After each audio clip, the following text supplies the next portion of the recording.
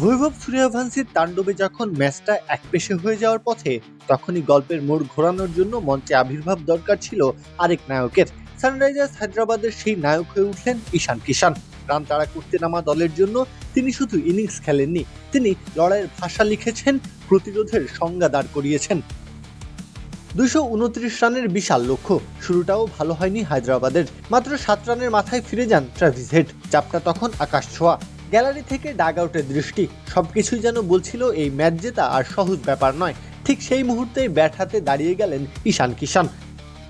Pat Cummins আশায় অধিনায়কত্বের ভার কাঁধ থেকে সরে গেছে, কিন্তু দায়িত্ববোধ যে একটুও কমেনি সেটাই যেন প্রমাণ করতে নামলেন তিনি। অভিষেক শর্মাকে সঙ্গে নিয়ে গড়ে তুললেন এক দুর্দান্ত জুটি। 55 বলে 132 রান এসেছে দুজনের ব্যাট থেকে। এভাবেই সবাই আপন হয়ে উঠুক। ইসপির আপন করার সাথে। ইসপি আপন করার স্বাদ। ঈশানের ব্যাটে ছিল আগ্রাসন, তবে সেই আগ্রাসনের ভেতর ছিল ঠান্ডা মাথার হিসাব। তিনি জানতেন কখন ঝুঁকি নিতে হবে, কখন ইনিংসটাকে ধরে রাখতে হবে।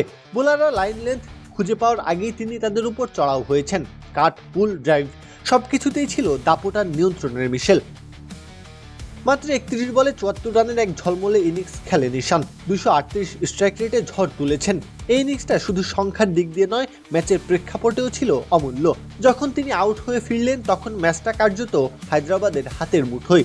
তার এই ইনিংসই মূলত কঠিন পথটাকে সহজ করে দেয়।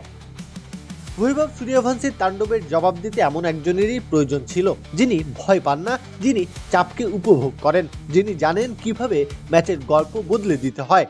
ঈশান কিষান সেই কাজটাই করেছেন নিখুঁতভাবে, আর তাতেই হায়দ্রাবাদ 229 রানের পাহাড় টপকে গেছে 5 উইকেট হাতে রেখেই। প্রত্যহ কাব্য, খেলা 71।